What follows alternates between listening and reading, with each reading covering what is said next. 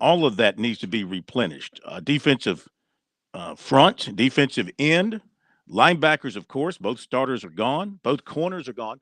The one spot where they are set with returnees, where they don't really have to worry about, is the safety position. That's it with Smith and Eman Worry returning. They are as set at safety as anybody in the country, I would say, if those two guys stay at that position.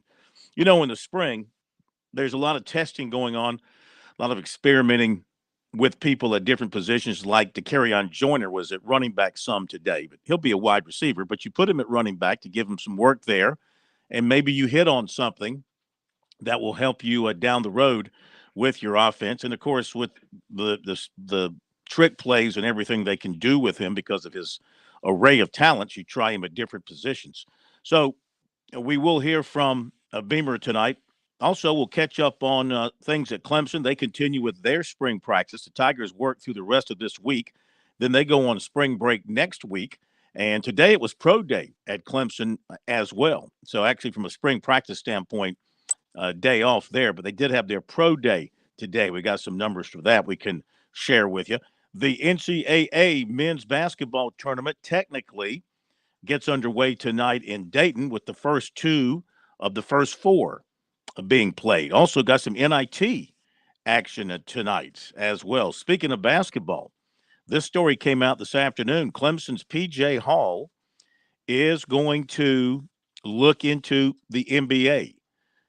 Basically, I guess, now this was reported not by him. This was reported by Travis Branham, or is it Barnum, from 247 Sports, that he's going to, I guess, declare for the draft, but keep his options open for returning to Clemson for another year. Do you think he's ready for the NBA? I mean, he came a long way this year. His game really was taken up several levels as once he got healthy. His game went up several levels, and he did earn all ACC honors by the end of the year. But, the Virginia game, if you go back and look at that Virginia game where they really D'd him up, he looked to me very uncomfortable offensively in the Virginia game in the ACC tournament. He wasn't able to get his spot inside to throw that little half hook, and he never really got in a rhythm shooting the outside shot. The thing he does give you, though, he gives you that two-way kind of player who can play down low and score inside. He can also stand outside and hit the three. So I would think, of course, we always feel this way, but what do we know? I would think another year of seasoning in college basketball would do him some good. I've not seen him being projected for any kind of a first-round selection or anything like that. But who knows? We'll see what happens there. But that was the story on him today. Got a lot of other news notes to pass along to you. And, of course, plenty of baseball going on. We'll update what's happening at South Carolina. The Gamecocks are playing Presbyterian. We'll update what's happening at Clemson. The Tigers are taking on the College of Charleston at Coastal Carolina. I was watching some of that game this afternoon. The Chanticleers had a big inning, second or third inning. I think they hit 3 home runs in one inning, 2 by the same guy, last name Beach. And they were blowing out Campbell. It was 9-0 when I left. So we've got to update all these scores as well. Got all that coming your way. Plus, of course, a major dose of recruiting. Michael Foster from the South Carolina Football Hall of Fame will join us. They announced their new class of inductees today. We'll go over that in just a little bit. So Michael will join us. And Kerry Tharp, of course, from Darlington, will be here to talk about another overtime race at Phoenix this past weekend and another win for the 24 car. Got all of that coming your way tonight here on Sports Talk. Is Chris Withershett. Chris Bergen will be joining us momentarily. Pat Daniel is here as well. And our phone number is 888-898-2525. That is the South Carolina Education Lottery lucky number to reach us here on Sports Talk. So give us a call, and we can get you on the air as well. Now, South Carolina's in the top of the ninth, playing Presbyterian, and it's pitching today for the Gamecocks. Not a bunch of offense. In the top of the ninth, their pitchers are working on a one-hitter. 5-0 Gamecocks over Presbyterian. 5-8-0 for the Gamecocks. They've left 8. And Presbyterian 0-1-0. They have left 4. So the Gamecocks on their way to another win. They did hit some home runs. Don't let me fool you. Just not the big offensive explosion. But Lee Croy homered to right center. That was for 2 runs. Cassis homered to right center. That was a solo. And Messina homered to left center. That was a solo homer, all in the second, third innings. Gamecocks scored 3 in the second and 2 in the third. Excuse me, as they built this 5-0 lead. On the mound, Becker started. He went 2 2/3, allowed the 1 hit, struck out 4, and walked 3. Proctor came in and finished up the third. Jones, he went 4 innings, struck out 6. Williamson went an inning and struck out 1. And Austin is finishing up. And again, the Gamecocks collectively on the mound working on a 1-hitter. They have struck out 12. They have walked 3. They have hit 1 batter. So an excellent performance on the mound there. Up at Clemson, Tigers are down again late. Now, we know what happened on Friday when they were way down at Georgia State and they rallied to win. Now it's the College of Charleston. They're in the bottom of the 7th. Excuse me. And the Cougars are leading 3-1 over the Tigers. And the question is, will Chad Holbrook go to his All-American closer to try to save this game as he did when they played the Tigers and won in Columbia last season? He went to William Privette, and he was fantastic. I think he worked like 2 innings in that game, maybe a little more. But it's a midweek game. Do you do that? But then again, they don't play again until Friday, I guess. So maybe that would be plenty of time to rest him. If you're Clemson and you know now it's the bottom of the 7th and you're down 2 runs and you may be facing Privette in the 8th and 9th, you better get something done now. 3-8-0 for the Cougars, 1-3-0 for the Tigers. And as far as the scoring in this one, the Cougars scored in the top of the 3rd to lead at 1-0, added another run, a home run by McAllister to left field. That made it 2-0. Ingold, an RBI double in the 6th, made it 2-1. And Harlan, an RBI double for Charleston in the 7th to lead it 3-1. On the mound for Clemson, the Tigers started Darden, who went 2 1/3, allowed 2 hits, 1 earned run, struck out 4, walked 2. Clayton, Allen, Garris, and Weiss have all followed, and they've done pretty much a good job. 3 runs is not bad, but for the Cougars, Mathis started, went 5 1/3, 3 hits, an earned run, 5 strikeouts, 2 walks, and Hunter has come on now, 2/3 of an inning. He's got 1 strikeout, has not allowed a hit. So good one there at Clemson. South Carolina's about to close out Presbyterian at home. And as far as the Chanticleers are concerned, I mentioned they had a big lead on Campbell, which would be a nice win for them because Campbell is one of the better teams in their category, in their size, and they make the NCAA tournament pretty regularly. And of course, as the case is in baseball, it's tightened up. It's now a 12-9 game. It was 9-0. They've gone through 5. This game's going to take 5 hours. So 9-0 after 3. Campbell scored 4 in the 4th. The Cougars scored 1. Campbell scored 5 in the 5th. The Chanticleers, did I say Cougars? Chanticleers scored 2 in the 5th. 12-8-1 for the Chants. 9-8-1 for the Humps. The Camels. I like that. The Humps. So Coastal is trying to get over the hump here with Campbell.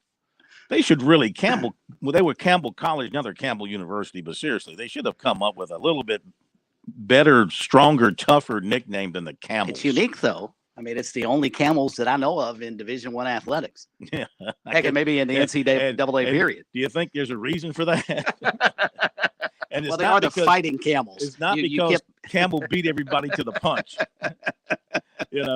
I mean, we do see repetition. We do see Tigers used multiple times, Gamecocks a couple of times. Not the Chants. I think Coastal is unique. I don't know of any other Chanticleers.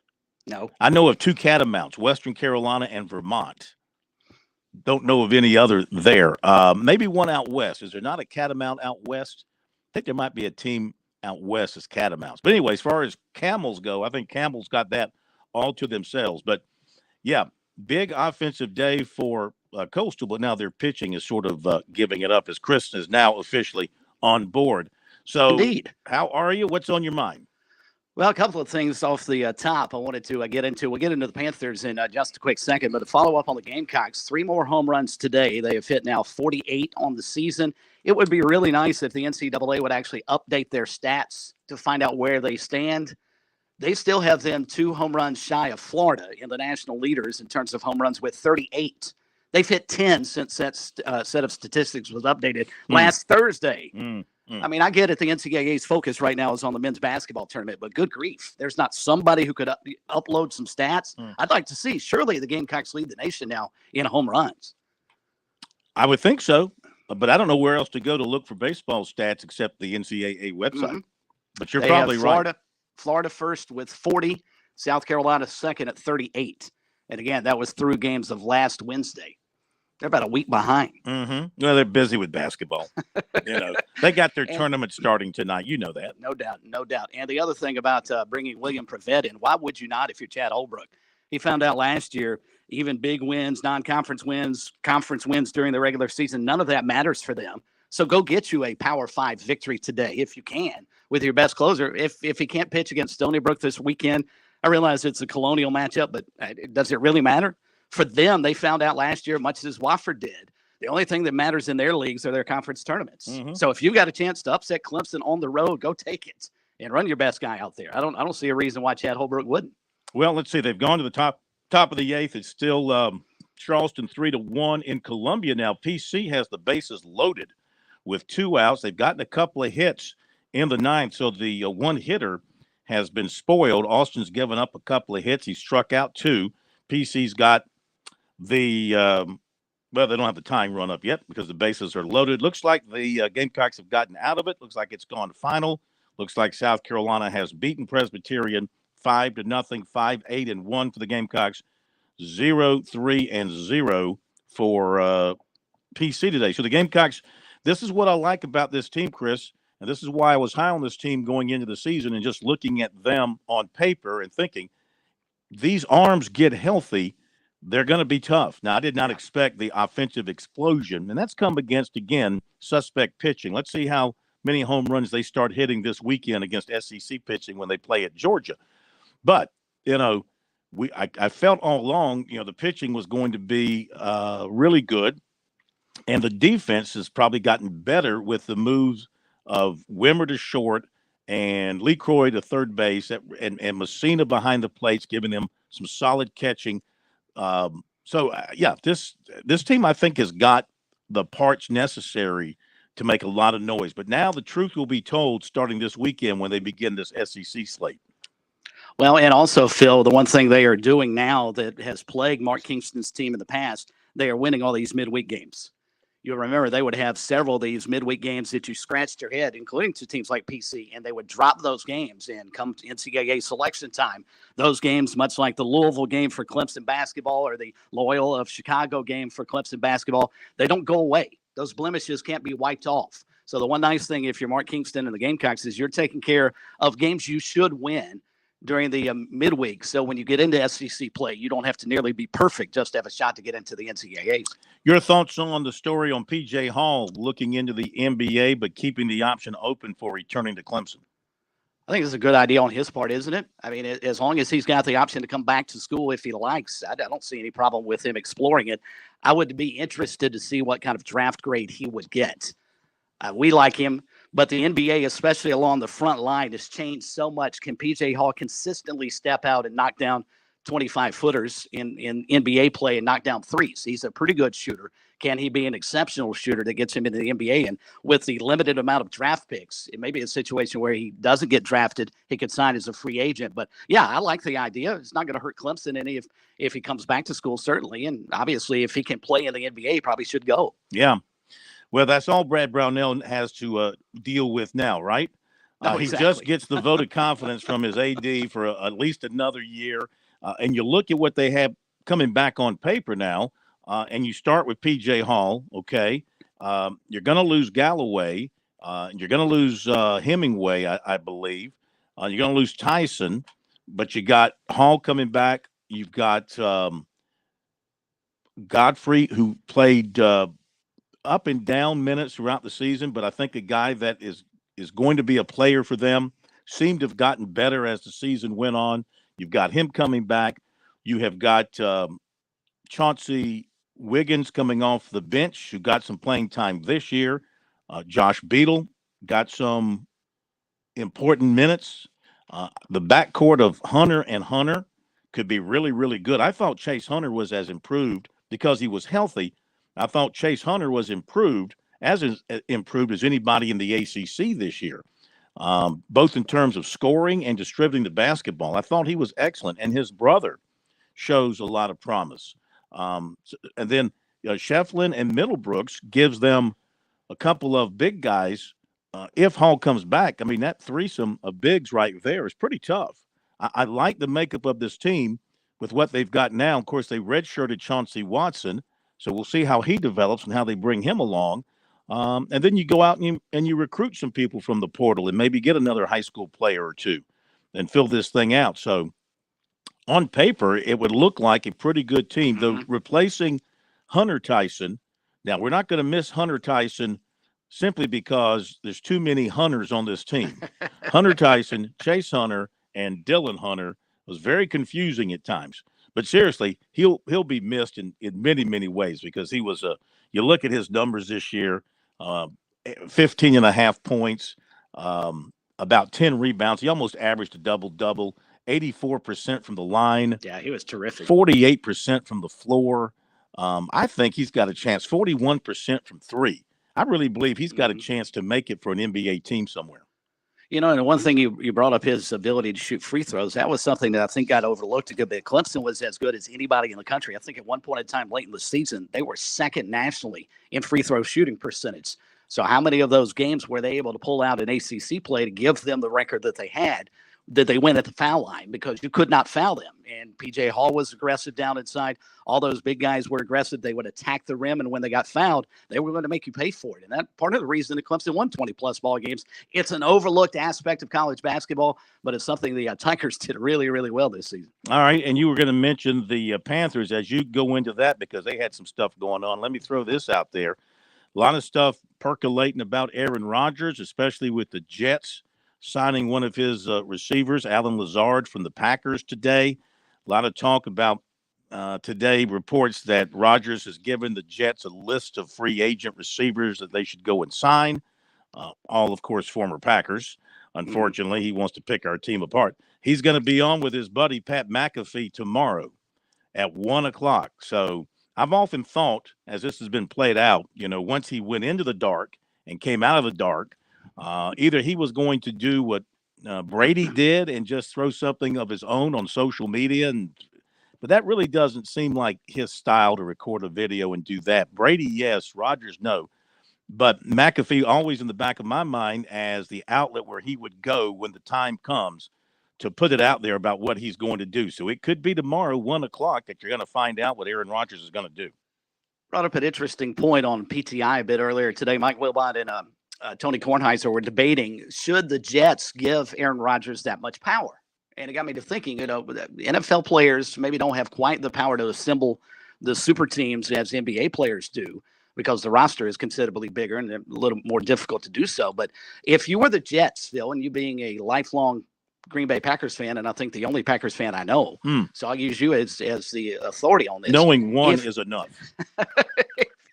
If you were the Jets, would you listen to all of Aaron Rodgers' demands, knowing that you bring all these guys in and you may only have him for a year or two? Is it worth potentially mortgaging the future to win now in a division that's going to be awfully hard for them to win, even with Aaron Rodgers? Yeah, that's right. Well, look, he did that in Green Bay. He worked a little power play with them to where, because he felt like they weren't listening to him, he was really not pleased with the draft in recent years because they weren't drafting any highly regarded receivers. And he wanted some input on that. And they grudgingly eventually gave in to him some there. And there was conversation when they were making personnel decisions. I mean, they brought back Cobb simply at his request because that was after they let Jordy Nelson go in particular. That was an upsetting thing for him. So they brought back Randall Cobb to try to offset that. Then, of course, Adams walks after the previous season, and that was unsettling for Rodgers. But Adams, he wanted to really go back and play with his college quarterback, Derek Carr, who's now gone to the Saints. So what's Adams going to do in Las Vegas? But yeah, I think if you're the Jets, the only way you're going to have a happy marriage with him if you make the deal. There's going to be an understanding that you're going to have to listen to Rodgers and try to give him what he wants from a personnel standpoint to make him happy, based on what we saw in Green Bay. It's an interesting scenario they're going to have to deal with, and I would think that's coming to a head, as you pointed out. The other big news today involving quarterbacks, the Panthers evidently are going to sign a 2-year deal with veteran quarterback Andy Dalton. Deal can't become official until the start of the league year tomorrow, according to the Panthers and also multiple reports. But do you bring him in? Is he a safety net now? Because you don't know what Matt Corral's going to look like going into next year. They don't have anybody else of merit on the roster at quarterback. Is he your blanket, your safety blanket for your number one pick? Or do the Panthers now turn a different eye with that number one pick and maybe don't go quarterback? Now, what happened to Sam Darnold? He's now a 49er. He is? Yeah, but again, like Chris said, none of this can become official until the league starts back tomorrow. But he has tentatively reached a deal with the 49ers. Okay. So there you go with that. And Phil, one more note, just to back up for a quick second. Mm-hmm. Again, none of this can become official until tomorrow, but it's being widely reported that the Jets have actually come to a deal with former Packers wide receiver Allen Lazard on a 4-year, $44 million deal. Yeah, I mentioned that earlier. They've also reached out to Randall Cobb and Mercedes. Oh, I didn't hear you say that actually reached a deal. Yes. Yeah, they signed Lazard. Yeah, I mentioned that. And they're trying to steal other Packer players at the behest of Rodgers, which the New York media believes is the sign that, they're close to getting a deal done with the Packers. The question is, what are they going to give the Packers to satisfy their needs out of all this? Let's don't forget about Green Bay. Green Bay's got to be taken care of. We got to make sure we're okay moving forward. So, all right, we got other stuff to talk about, and we'll get to it after the break. But also after the break, Shane Beamer, we're going to hear from the USC football coach. He met with the media today for a half hour to talk about the first day of practice, the first real team practice for the Gamecocks since that last one in December before they played Notre Dame in the Gator Bowl. And obviously now this is year 3. Things are a lot easier in that they can jump right into things. They know what to expect. They know what to expect from Beamer. Now, there is a new offensive coordinator, and there is a learning curve there, but you do have a veteran quarterback in Rattler. This will be how many different offensive coordinators for him over the last, Oh, wow. This will be his third different, right? Because he Oklahoma, and then his first year at South Carolina, and now this year. But he's a smart guy, and I'm sure he'll pick it up quickly. We'll hear from Beamer when we come back from the break right here on Sports Talk. On Point Weather is made possible by our friends at Palmetto Citizens Federal Credit Union on 107 The Point. And here's tonight's forecast. Clear and very cold with frost warning and a low dipping to 30. Tomorrow, more sunshine and a bit warmer with a high tip of 62. The sun continues through Thursday, and we warm up by Friday to the low to mid 70s. Rain for Friday night and Saturday morning. Things clear out in the afternoon and will be very nice for Sunday. Brian Leonard with your On Point local weather. The pipes burst, you're getting the repairs done. Now it's time for your flooring. This is where the flooring department shines. We don't have a huge multi-million-dollar showroom, but we all buy from the same manufacturers. So why pay more? We're locally owned and have 30 years experience in the flooring industry, and we stand by our work. Get tremendous customer service and great pricing with the flooring department, 951-3567, or online at theflooringdepartment.com. That's 951-3567 or 951-FLOR, the flooring department. With SRN News, I'm Keith Peters reporting forecasters are warning of more flooding and potentially damaging winds as a new atmospheric river pushes into a swamped California. Nearly 27,000 people are under evacuation orders statewide due to flooding and landslide risks. Tuesday's storm also brought potentially damaging winds with gusts up to 70 miles an hour. There were numerous reports of falling trees, and more than 330,000 utility customers are without power. The National Weather Service says the storm is spreading light to moderate rain over northern and central California. but is moving faster than expected, and most of the rainfall will shift southward. California has been battered by 10 previous atmospheric rivers this winter. On Wall Street, the Dow by 336 points, the Nasdaq rose 239, the S&P advanced 64. This is SRN News. When you're a military veteran with over 40,000 organizations trying to help you, it can be hard to find the right information. That's why AARP brings together valuable resources to help you navigate your options.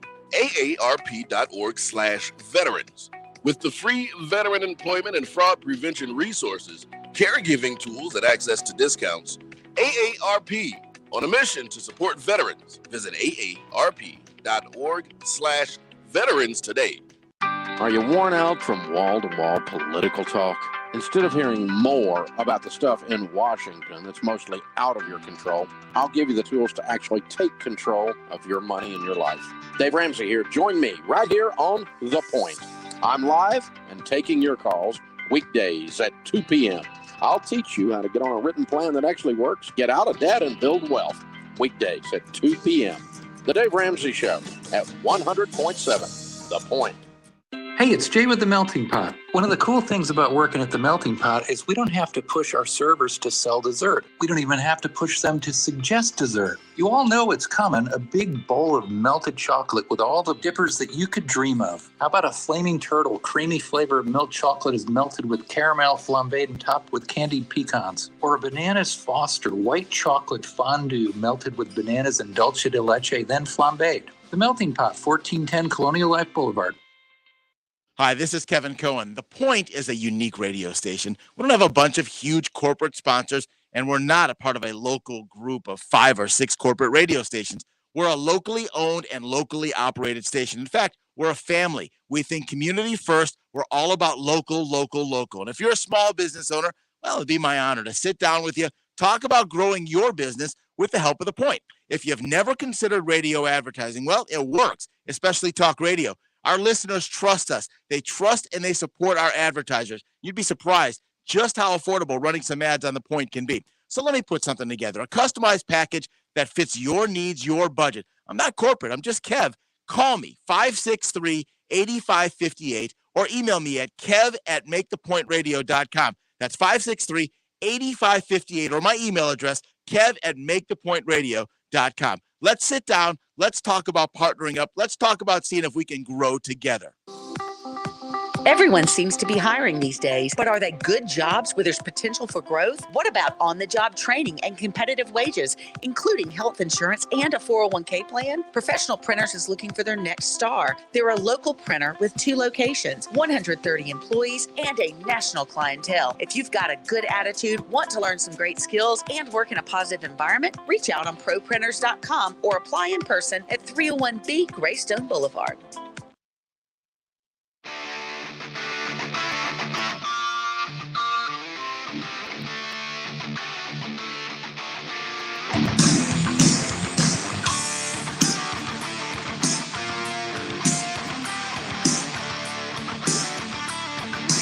All right, so the NCAA tournament gets underway tonight. Got 2 games up in Dayton. You've got Southeast Missouri State against Texas A&M Corpus Christi. Right? Yes, sir. And then you've got Pittsburgh against Mississippi State. That should be a good ball game. Pittsburgh, ACC, Mississippi State, SEC. Both are 11 seeds. Panthers with 22 wins, and Mississippi State with 21 wins. So first game of the night tips off at 6:40, and the nightcap follows at 9:10. So we got that to keep an eye on. Also, a couple of other things to mention. Today they announced. Can I say something about this real quick, though? If you must. I'm trying to bite my tongue because this irritates me about as much as anything. First off, if the NCAA wants to convince us that the first 4 are actual games, which I don't believe they are, you're playing your way into the tournament. But if indeed it is a tournament game, teams that win the automatic qualifier from their tournaments should not have to play in these games. The 4 games should be for the last 8 teams that got in off the bubble. And they'd be a whole lot more compelling in my mind. You get Pittsburgh, Mississippi State, have, NC State face one of the bubble teams. the 16 seed should not have to play here. Give them an opportunity, put them in the tournament. So they win their conference tournament just to get an opportunity to have to win again to really get into the tournament. Mm-hmm. I do not disagree with that. All I'll say about that. I do not disagree with that whatsoever. I think that's an excellent, excellent point. A couple of other things I want to mention. Then we're going to hear from Shane Beamer coming up here momentarily. But the new inductees for the South Carolina Football Hall of Fame announced today. Coach Mike Ayers, of course, from Wofford. Joe Bostic, the former Clemson star offensive lineman. Brad Edwards, the former USC star safety. John Gilliam. Forgot about John Gilliam. What a great player he was with the Vikings. Went to South Carolina State. He's out of Greenwood. And Stanford Jennings, the former Furman star running back. They are the newest members of the South Carolina Football Hall of Fame. Michael Foster from the Hall of Fame will join us a little bit after 7 o'clock to talk more about these guys and what's coming up in April when we have the induction ceremonies up there. Update baseball. South Carolina beat Presbyterian 5-0.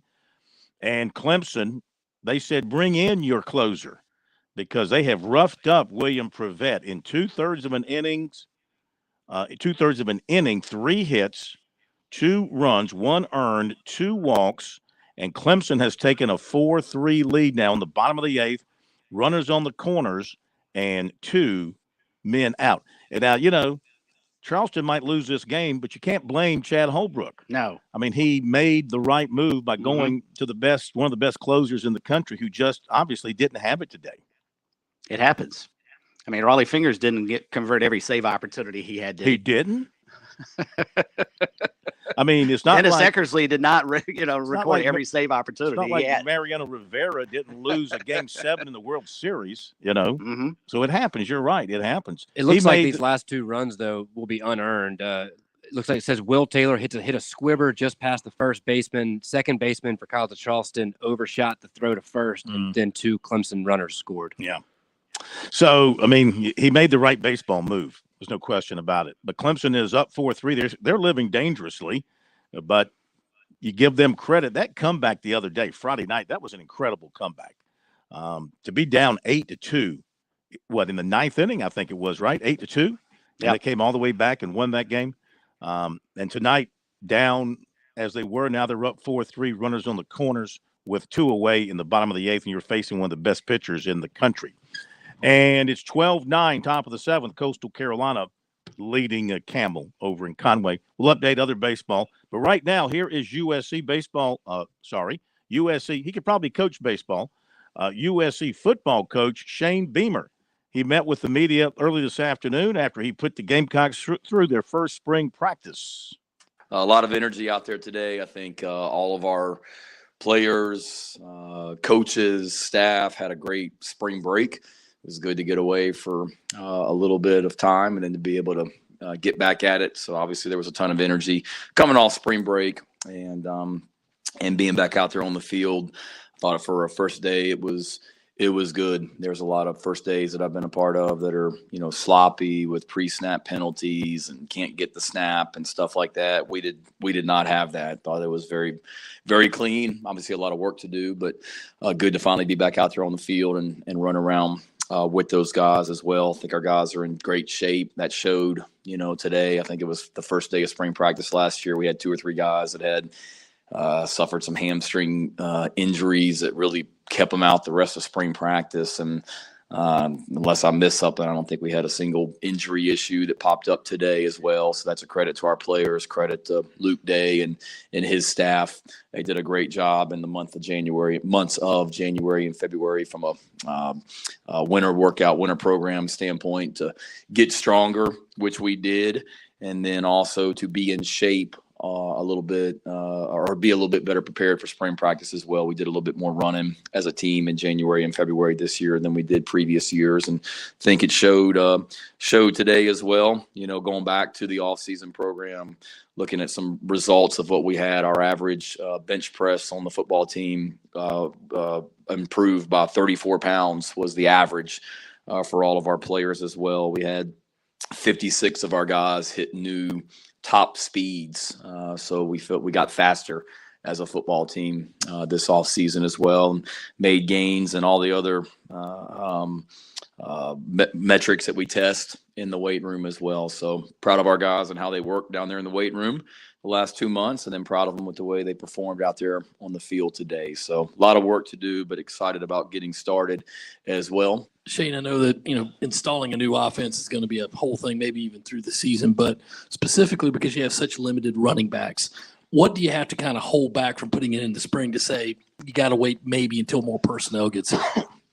Not a lot, really, to be honest with you, Dave. I mean, scheme-wise, nothing really would change. Are there things that maybe are a little bit better suited for bigger backs, if you will? Sure. But, we feel like with all the running backs that we have right now that they can do everything that we want to do from a schematic standpoint. So not much. What you got to do, and it's not just at running back, but there's some other positions where we're a little bit thin numbers-wise. So you just got to be smart about how much you're asking guys to do and things like that as well. We've got to be very cognizant of that. But no, we're trying to throw as much at them right now. Let's figure out what we're good at offensively, defensively, and special teams, and continue to narrow down on that as we go through spring practice and into the season. Shane, after one day of practice, are you able to share a 2 deep? Anything like that in terms of who's going to start game 1 against North Carolina? I'm sure you guys, when we did a couple of the things at the beginning of practice, I'm sure you guys were writing and tweeting feverishly when you saw who went out with the first group and second group and all that as well. Not really, but I'll tell you, Colin, exactly what I told the team this morning at 7:30 a.m. in our team meeting. There is no depth chart right now. There's a group that went out there today first, primarily because of experience and who were the returning guys.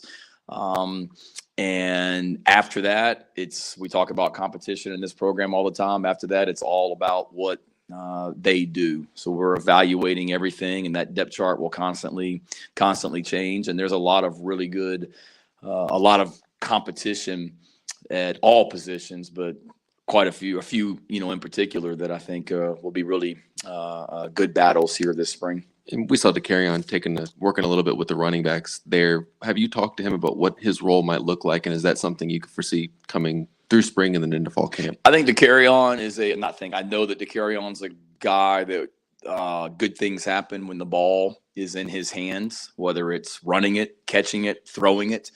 There's a lot of different things that we can do with him. So one, DeCarrion being able to do some stuff at running back is the kind of the next step of some of the things we did with him last year, playing some quarterback, and the year before also playing receiver. So he's still a receiver.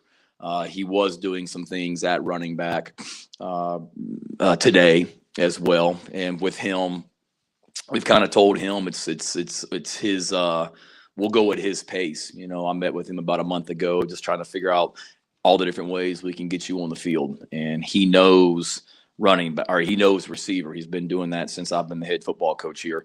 Let's experiment a little bit with you just getting natural at being able to play, some running back as well. And I think it'll, present problems for, defenses as well, because here's a guy that can line up at quarterback. Here's a guy that can line up at receiver. Here's a guy that can line up at running back, and just continuing to try and find ways to get him the ball. So he is a receiver. He'll continue to work at some quarterback, but this is just something that we just wanted to experiment with a little bit, which can help us as we go into the season. And goes back to David's question. I mean, we're very limited, as you guys know, at running back right now. So it gives us another body in that room and some experience in that room as well, because that's a young group. You mentioned some positions. Center is one. You're going to have a big hole to fill with Eric going. Kind of how you feeling about that now? And I think we saw Vershawn taking some snaps there. Where is the center position right now? So y'all were analyzing the depth chart and where guys were and stuff like that as well. Center is something that really, we go back to last season, was a concern. I mean, I can remember sitting here in spring practice last season saying, who the heck's going to be our starting center in 2023? And we better start working some guys, because Hank Manos and Eric Douglas are graduating. Javon Gwynn is graduating. And so that's something that we've been preparing for since last year. Vershawn and Nick are the two guys that are primarily working there as well. But we've got other guys that have been doing things at center as well. So you can never have too many of those guys that can obviously make the calls that you have to make at the center position, direct traffic for the offense, and then be able to snap the ball to the quarterback as well. So we're trying to develop as many as we can, but Nick and Vershawn are kind of the two top guys there as we go into day one. Shane, as we overanalyze, you mentioned with the depth charts a little bit, seeing Stone Blanton out there. I know you guys are very high on him, especially towards the end of last season. We saw that snap count went up after that Vanderbilt game in particular. What has he done over the last couple months to really elevate his game, to put him in a situation where he is competing for a starting role this year? Yeah, no, he's somebody I'm really proud of, and we had high hopes for him when we signed him. He did some good things last year as a true freshman, and we continue to have high hopes for as we go into the 2023 and beyond. One, football is very important to him. He's really, really smart. I mean, it seemed like last year when he got here and we started preseason practice, I don't know if he ever left the building in the month of August. There's stories of him like sleeping up here at night and not even taking time to go back to the dorm because he just wanted to maximize his time in the facility, watching tape and things like that. He's a really good baseball player. He's not playing baseball this spring, so he could get healthy and focus on football. And then he's all the things that I talked about in the weight room, Mike, that so many of our guys have done. He's right at the top of it with what he did he's got getting stronger. Leaning out a little bit, getting faster. He'll be the first to tell you that he needed to work on his speed and feel like he has, So with Mo Kaba with Sherrod and Brad being gone, Mo Kaba not practicing right now and are not being fully cleared, it's a great opportunity for him to jump in there and try and seize a role at the linebacker position. When you're installing a new offense like you guys are this spring, what's the approach? Do you throw a lot at him and see what sticks, or do you guys try to find just a couple things that work early on? How do you guys approach that? Yeah, no, it's a great question. And I think there's different thought processes to that. And I've been a part of both of places that I've been. Our mentality right now is throw as much at them as we can. And let's figure out not so much what sticks, but let's really challenge the players and coaches mentally and having to learn what we're doing. And but then also let's see what we're good at. Let's throw everything at them this spring, particularly early on. And as we realize, we develop our personnel and we see what we do best, kind of narrow down what we're doing. And there's quite a bit of new from last year, Hale, and there's a lot of carryover from last year as well. It's kind of a mix, probably a little bit more new, but there's quite a bit of carryover with some concepts and things like that, terminology. But we've tried to make it simpler, tried to make it easier to communicate at the line of scrimmage, things like that. But no, we're not going in there at a slow pace. I mean, today we threw a lot at them today from an offensive standpoint, and made them think. And a lot of that we were able to because of the things that we're allowed to do in the months of January and February that we weren't allowed to do previously that the NCAA lets us do. So that helped us going into day one, but we'll continue to throw stuff at them. And then as we get through spring, let's figure out what we're best at and really hone in on that. I saw Kaba and Strawn and Spalding all just kind of out there, not fully practicing, but just kind of what's the status on them? Is there any timeline for them kind of getting into full contact and things like that? No, I mean, we're optimistic that as they progress that they'll be able to do some things. I think each of their situations is a little bit different based on when they got hurt, when they had surgery, things like that as well. I wouldn't anticipate with all three of them, any of them really being able to do full speed, 100% cleared before the end of spring practice. But we are optimistic that each of them will be able to do a little bit more each day as we go through the spring. Gonna ask about that too. But as far as Dante Miller too, I guess his sort of eligibility resolved at this point? I mean, is he good to go? I guess what's kind of his status right now? He's not good to go. It's something that we're still, working on to get a final determination as well. Obviously, there's a process that requires. We're going through the process right now. Nothing has been 100% resolved. So right now we're, hoping that he'll be able to play and be eligible and prepared if he's not able to. Donovan Westmore seemed to be getting some work with the edges today. Just what is that position going to look like in the spring, and how big of an opportunity is it for guys like Brian Thomas and Desmond Umuzulu and getting those reps? Yeah, it's huge with, Jordan Strawn being out right now and our depth issues at that position. It's critical. Donovan's a guy that he's a really good football player. He did some things last year. He was a linebacker all last year, excuse me, and he was on the scout team for us for the most part. And there was quite a few times last year where we used him as like an edge rusher against certain teams to prepare for the other team. He would play some edge defensive end. So he did a good job of that, rushing the passer. He's got some twitch and some knockback, and he's a really strong young man. So it was a natural transition for him. Part of it was, let's take a look at him and see how he best fits out there. And then also part of it was we're thin at that position, and we need some guys that can play the edge just so we can practice. And it's big for Donovan. It's big for Desmond. It's big for Brian Thomas, Terrell Dawkins, all those guys, Tyreek Johnson, to see who's going to kind of separate themselves at that position. And then who are the guys that we can count on? And do we need to go try and add to that after spring practice? Those are decisions that we're trying to make as well. And then we'll see what's best for Donovan. He's working at the edge right now, but there's a lot of carryover between that and the linebacker position also, where he could always end up back there too. All right, Shane Beamer from the first press conference after the first practice today. Tomorrow, practice number 2, we're going to hear from the Gamecock coordinators. All 3 of them going to meet with the media. In fact, we're going to have Beamer every Tuesday during spring practice. So that's good. No spring practice today at Clemson. They'll practice again tomorrow. They had their pro day today. Dabo Sweeney will address the media tomorrow after that practice. We'll have that for you tomorrow night on the show. Going to hit the break. Come back with some more good stuff here on Sports Talk in just a moment.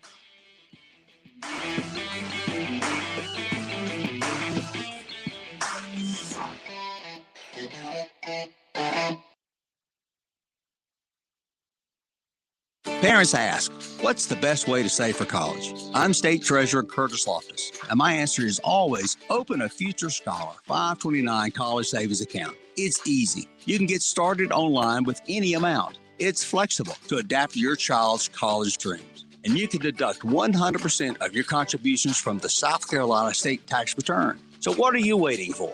Go to futurescholar.com and see why it's the smart, easy way to save for college. Futurescholar.com. Have you turned on the fun?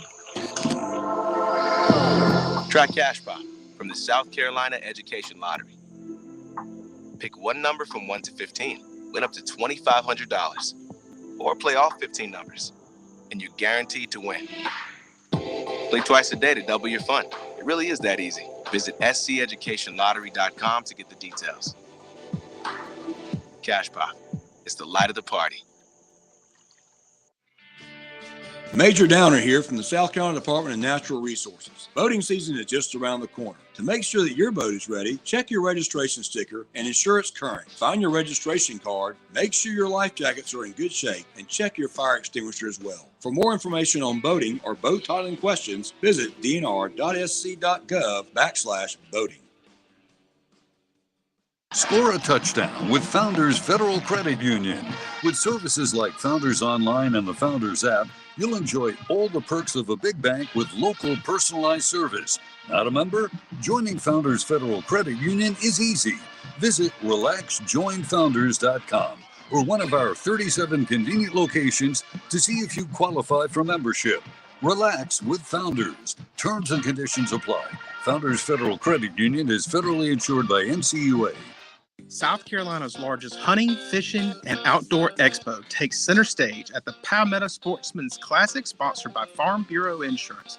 Come on down for a good time with over 350 vendors, dogs competition, extreme rapid catfish pond, and much more family fun.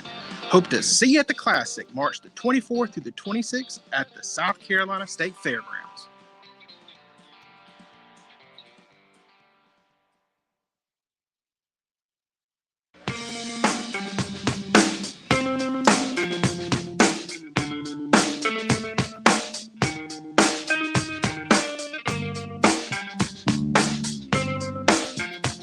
Okay. We're back here on Sports Talk. Phil Kornblut, Chris Bergen, and Pat Daniel. I want to catch up on a lot of things. First of all, let's do the baseball. And you've been following that Clemson-Charleston game closely. Chris, what's going on? Yeah, really interesting. The Tigers came back and took the lead with 3 runs in the bottom of the 8th inning. Then in the 9th, the College of Charleston got a runner on first. He advanced to second on a throwing error after singling to third base. After a lengthy, like 5-10 minute review, the call stood. And so the College now has the potential tying run in scoring position at second with 1 out in the top of the 9th. Clemson still leads 4-3. Meantime, Coastal Carolina and Campbell in another slugfest over in Conway, 12-9 in a game that has featured 5 home runs combined between the two teams, 18 base hits, 5 errors, and 21 runs thus far. And they are just in the bottom of the 7th. And if you like pitching, you should have been in Columbia today where the Gamecocks knocked off PC by a final of 5-0. A 3-hitter thrown by 5 Gamecock pitchers today. Jones picking up his 4th win of the year for USC. And took a 1-hitter into the 9th when they gave up a couple of hits. All right, let me update a few other things of interest. First of all, our updated poll question, we had to change it. I guess Graham Neff must have read our poll question yesterday and then decided to kill our poll question by giving Brad Brownell at least another year, so we had to do another poll question. G.G. Jackson earned all freshman honors with the Gamecocks this season, averaging 15.6 rebounds per game. And NBA mock drafts have him as a first rounder based on what you observed. That's a key phrase. Based on what you observed from watching him, that's what that means. Is his game ready for the pros, or does he need another college season? 256 votes in today. 77% say he needs another season. What do you think? I mean, he's got game, obviously. He can do a lot of things. He's got range with his shot. I just don't know if he's physically ready or mentally ready yet for that next level. Of course, if you're the kid and you're the family, it's like if somebody's willing to draft you in the first round and give you first round guaranteed dollars and willing to let you sit on the bench for 2, 3, 4 years like Jermaine O'Neal did when his career started before all of a sudden he blossomed into a superstar, maybe you take the money and go that direction. Be hard to turn it down, wouldn't it, Phil? I mean, he's going to get generational money wherever he goes, whether it be this upcoming draft or next year's draft. But I think you hit the nail on the head. It's not necessarily does he have the basketball skills. I think that's unquestioned that he can go in and play in the NBA. I'm just not sure physically nor mentally is he ready to deal with men. Right now, he's playing with young men and boys at the collegiate level. He's going to be dealing with all men across the board where it is a living for them, and it means a whole lot more. And secondly, we were having this discussion off air, and I think it's appropriate. Chatting about PJ Hall, maybe exploring his opportunities. I think all 3 of us believe that right now PJ is probably more polished to go into the NBA than G.G. Jackson is. But there's no question G.G.'s upside is considerably higher, I think, than PJ Hall. So to me, it's easy for me to spend somebody else's money. I mean, if he's going to be a first-round draft pick, there's no reason on this earth for him to come back to school. But if he's going to be, late second round, why not come back for a year and see if you could possibly improve your draft status? Unless, of course, I mean, first round is first round, but unless you believe you can play your way into a lottery pick, right? By coming back. But I remind you, too, get your bracket into the Sports Talk March Madness contest. The winner will receive 2 tickets to a Braves game of his or her choice, and also dinner for 2 at Dave and Buster's. How about that? For a great night. Braves baseball, Dave and Buster's, get those brackets in. By the way, before we do what's supposed to happen here, thank you for pushing the button. I thank you. Programming thanks you. America thanks you. WQXL Columbia, W264DF. Grills, outdoor kitchens, and fireplaces. Spring Sizzle starts with Bart. This is 107 The Point. Breaking news this hour from townhall.com. I'm Keith Peters reporting. Crews rushed to repair a levee break on a storm-swollen river in California's central coast as yet another atmospheric river arrived Monday, with the potential to wallop the state's swamped farmlands and agricultural communities. In Pajaro, California, evacuee Andres Garcia says his home is likely destroyed by floodwaters. We live like 7 houses away from the river, and the water level is like 6 feet, right? 7, probably. So we probably lost everything. The largely Latino farm worker community there is already struggling to find food with so many roads and businesses closed in the storm's aftermath. U.S. officials have summoned Russia's ambassador to the United States following the intercept and splashdown of an American drone by 2 Russian fighter jets. Brigadier General Pat Ryder, the Pentagon press secretary, said one of the Russian jets clipped the drone's propeller. Because of the damage, we were in a position to have to essentially crash it into the Black Sea. To my knowledge, at this point in time, the Russians have not recovered that aircraft. The State Department called it a brazen violation of international law. President Biden has signed an executive order aiming to increase the number of background checks to buy guns. The order also seeks to promote more secure firearms storage and ensure U.S. law enforcement agencies get the most from last summer's bipartisan gun control law.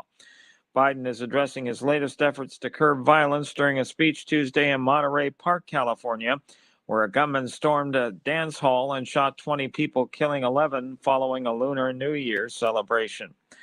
On Wall Street, the Dow up by 336 points, the Nasdaq rose 239, the S&P advanced 64. More on these stories at townhall.com. Inflation is pushing up the cost of just about everything: food, gas, clothing. But life insurance, which thanks to inflation you need now more than ever, actually costs less today than it did a few years ago. Now is the time to get the insurance you need at a price you can afford. Call SelectQuote now and we'll help you save more than 50% on term life insurance. In a hurry? Don't worry. With SelectQuote, you can get up to $2 million in instant, same-day coverage with no medical exam. That's right. Get up to $2 million in instant, affordable same-day coverage with no medical exam in under an hour. Call SelectQuote now at 1-800-507-2266. That's 1-800-507-2266. Or go to SelectQuote.com now and get up to $2 million in instant same-day coverage with no medical exam. That's 1-800-507-2266. Full details on example policies at selectquote.com/commercials. Facebook parent Meta is cutting thousands more jobs. CEO Mark Zuckerberg says this will be tough, and there's no way around that, he says. Facebook parent Meta is slashing another 10,000 jobs, and it won't fill 5,000 open positions. Last November, the company announced 11,000 job cuts. What's going on? Well, last month, Meta posted falling profits and its third quarter in a row of declining revenue. It pointed to a downturn in online advertising and competition from rivals like TikTok. Tech companies have been hiring aggressively for a couple of years. Now they're starting to let some of those workers go. I'm Rita Foley. Ohio has filed a lawsuit against Railroad Norfolk Southern to make sure it pays for the cleanup and environmental damage caused by a fiery train derailment on the Ohio-Pennsylvania border last month. News and analysis at townhall.com. I'm Keith Peters reporting. On Point Weather is made possible by our friends at Palmetto Citizens Federal Credit Union on 107 The Point. And here's tonight's forecast. Clear and very cold with frost warning and a low dipping to 30. Tomorrow, more sunshine and a bit warmer with a high tip of 62. The sun continues through Thursday, and we warm up by Friday to the low to mid 70s. Rain for Friday night and Saturday morning. Things clear out in the afternoon and will be very nice for Sunday. Brian Leonard with your On Point local weather. WQXL Columbia, W264DF. Grills, outdoor kitchens, and fireplaces. Spring Sizzle starts with Bart. This is 107 The Point. Come on, hit it. Do it. You know you want to.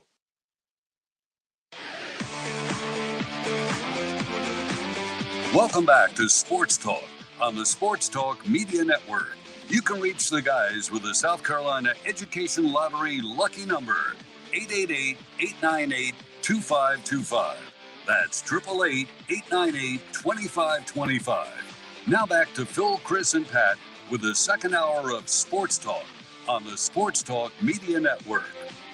Okay, welcome back, everybody. Hour number 2 of Sports Talk across the state of South Carolina. Been a very, very busy, very, sound like Danny Ford. Been a very, very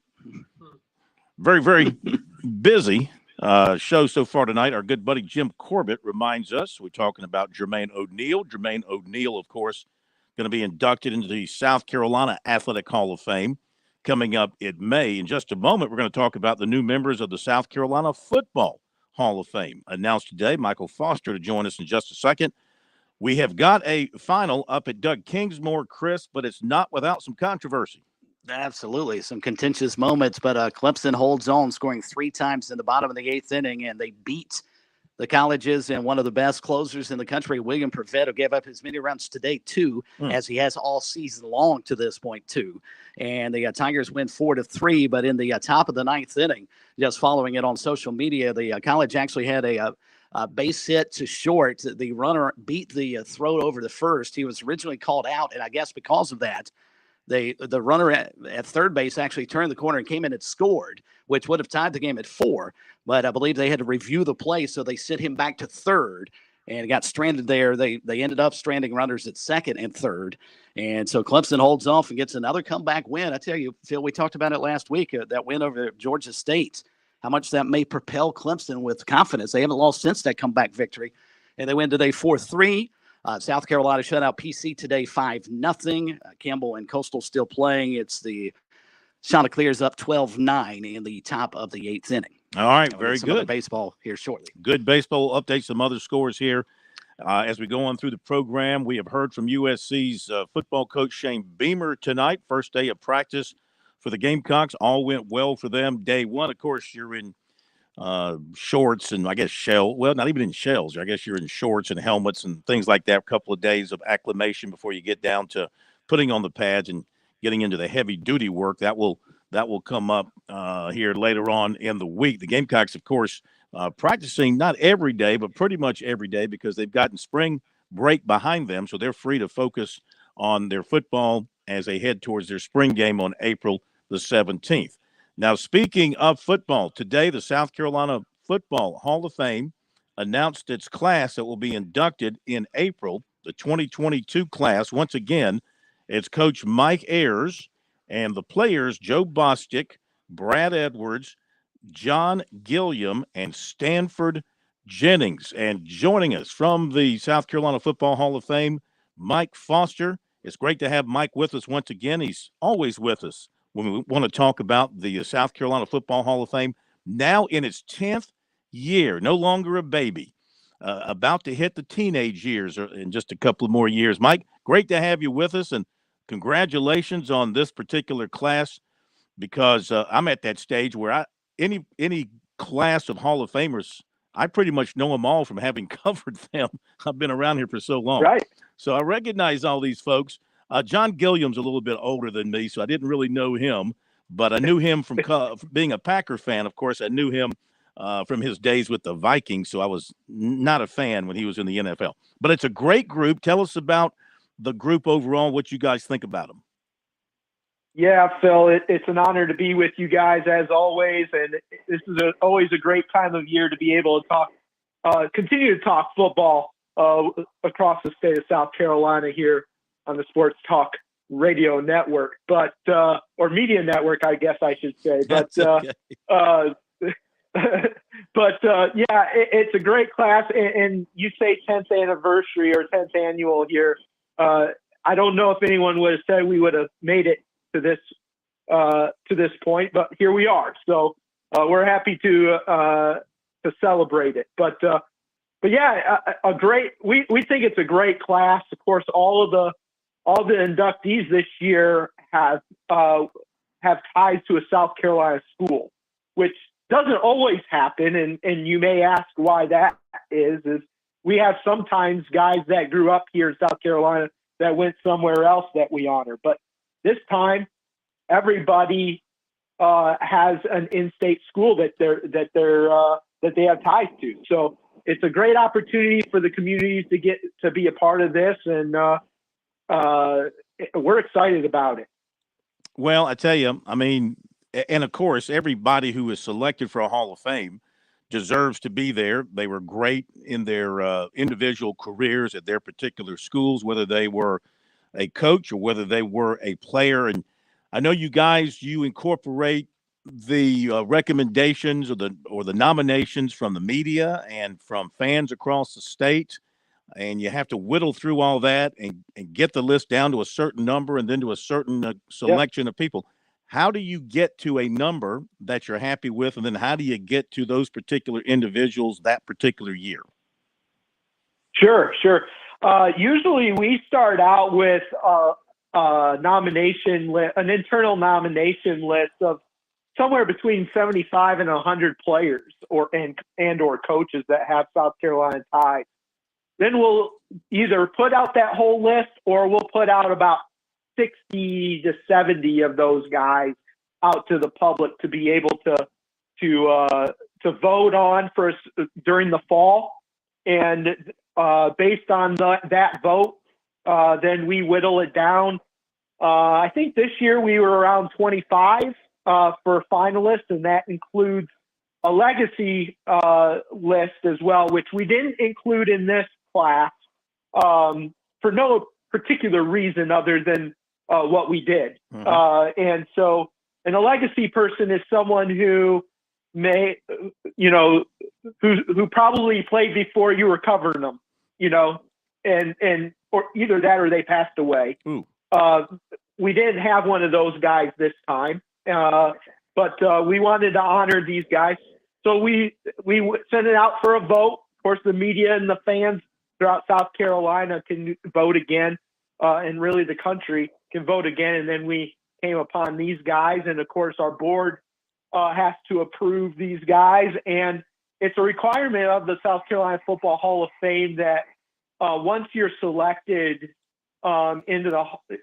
for nomination, you have to be able to come to the event, unless of course you're a legacy person and you're not alive. We understand that part, but if you're alive, we need you to be I don't at mean the to event. be laughing, but that is funny. If you're alive, we want you. But if you don't happen to be alive, you get a pass. Yeah. Okay. Right. And then you have a chance to talk to you at our media event before the ceremony, and everybody has a good time. It's a blast. There's no question about it. The stories that are told, and just getting to shake hands with some of these people that you've admired from afar is a nice thrill, and they all come together for one night, and I'm sure they are highly appreciative. When are they notified? Obviously, they've been notified now because you put the word out. When were they notified, and kind of what's the reaction? Like, Coach Ayers, he's a pretty low-key guy, except when he's fired up talking to his team. How did he accept the word that he was going to go into this Hall of Fame? Yeah, Coach, of course, we usually have David, our chairman, make that call, not unlike other Hall of Fame. And so we probably started the actual process probably about 2 months ago. But sometimes it takes a little bit longer to get a hold of everybody and get all the communications right. And then, we got to make sure it fits with their schedule. And so, but when we talk to Coach Ayers, of course, he's a very humble being, and he said, I don't know that I deserve this. But you know what? He went to the South Carolina Athletic Hall of Fame last year. So, obviously it's worthy. He's a 5-time Coach of the Year and led his team to 5 SoCon championships. He's been a Coach of the Year nationally in the FCS, and he coached for 30 years up there in Spartanburg at Wofford College. So he is definitely a legend and definitely worth the honor here for the class of 2022 for the South Carolina Football Hall of Fame. Oh, no question. Talking with Mike Foster from the South Carolina Football Hall of Fame. Tell folks that about, you guys do more than just celebrate former football players. Sure. I mean, you're busy in the statewide community.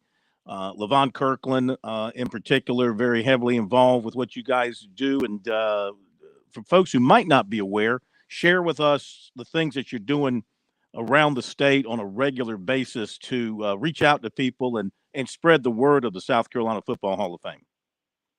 Yeah, sure.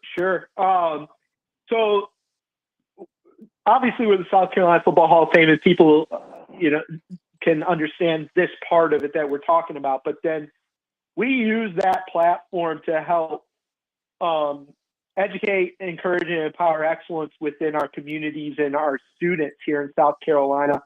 One of the things that we understand is that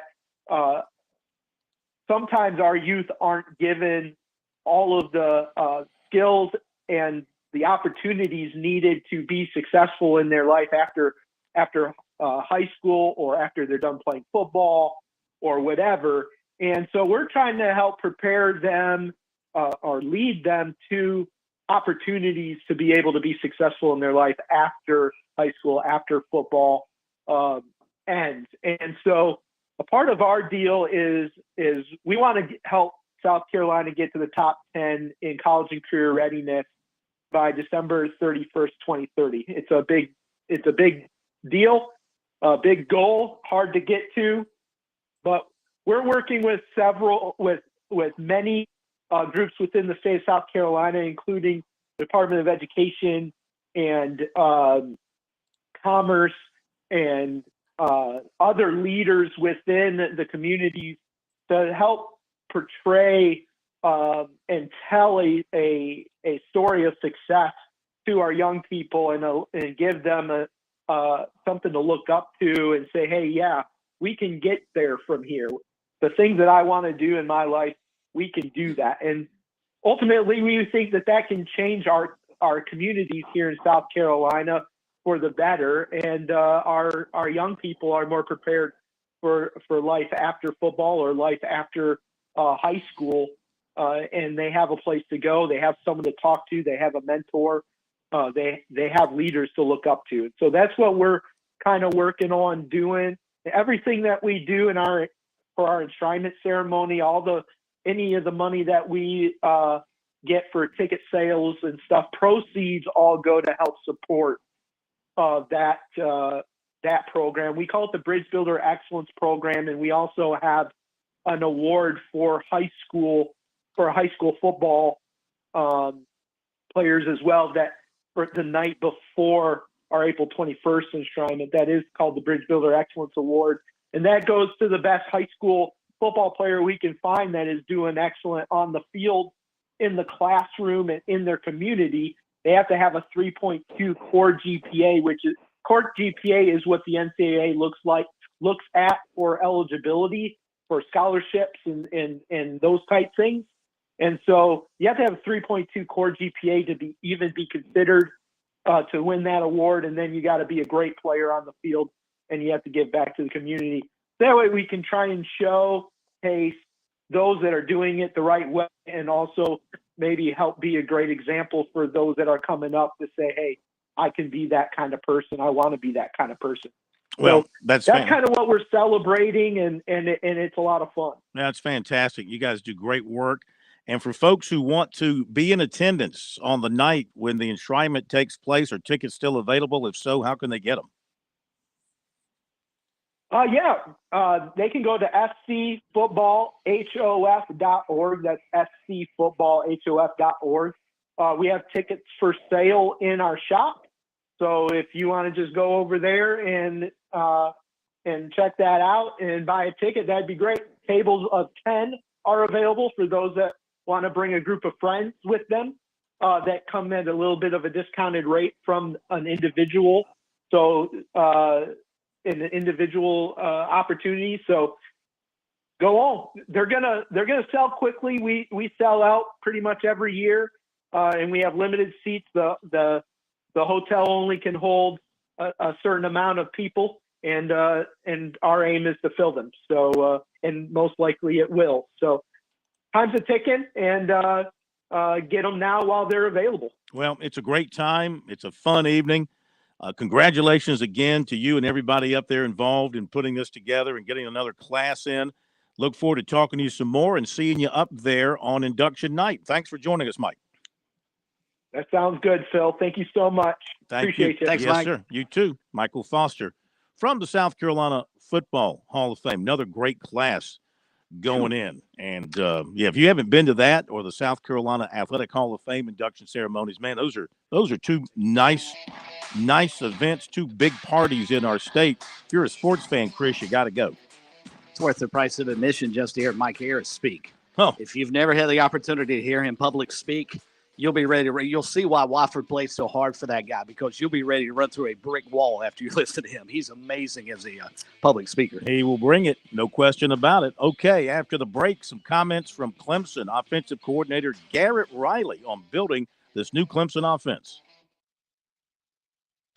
George Bryant here with Tsunami Bar Sports, and wow, Tsunami Robbie, there is now an amazing technology that you can use when you train receiving large game without having to endure pain. Please explain. George, that is the magic combination. I have 3 simple words to define that entire concept. Stimulation, not annihilation. Regardless of your training goals, there is a level of stimulation that is optimal for your desired gains. Tsunami Bar's flexible bar technology meets these demands because the user determines the level of stimulation with the amount of speed and force they impart into the bar or training device. Hey, this is Phil Kornblut. The Tsunami Bar is a terrific training device, whether you're working on your fitness or your golf game. It's convenient, it's easy to use, and you won't feel beat up afterwards. Be sure to click on the digital ad on SportsTalkSC.com and get 5% off any order using promo code BBB5. Don't wait. Order today.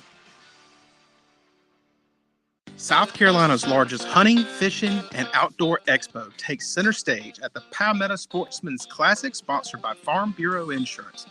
Come on down for a good time with over 350 vendors, dogs competition, extreme raptor show, kids catfish pond, and much more family fun. Hope to see you at the Classic, March the 24th through the 26th at the South Carolina State Fairgrounds.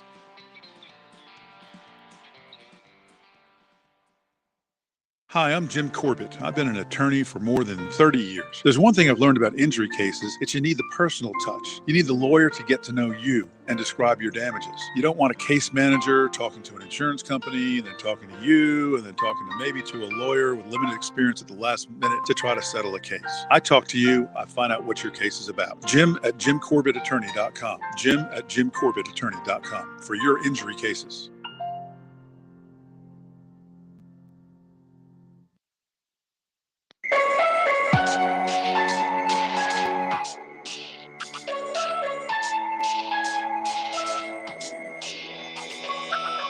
All right, we continue. A lot of football talk, a lot of baseball talk on this Tuesday night. Kerry Tharp with some NASCAR talk coming up. But here is Clemson's new offensive coordinator. He's very impressive to meet in person. I met him at the South Carolina Football Coaches Association Clinic back in February. Had a chance just to say hello and speak with him for just a couple of minutes. Very impressive in person. So here's Garrett Riley talking about, of course, this is from the other day in Clemson practice and jumping into spring practice and implementing this new offense. People want to call it the air raid attack, the air raid offense. And here's Riley talking about installing something new with the Clemson offense. At the last place, just like you mentioned, there was some familiarity with kind of what we were doing in terms of scheme and some of the coaching. We're already prone to kind of what we did. So that helped at the last place, and here it is. Definitely a fresh start.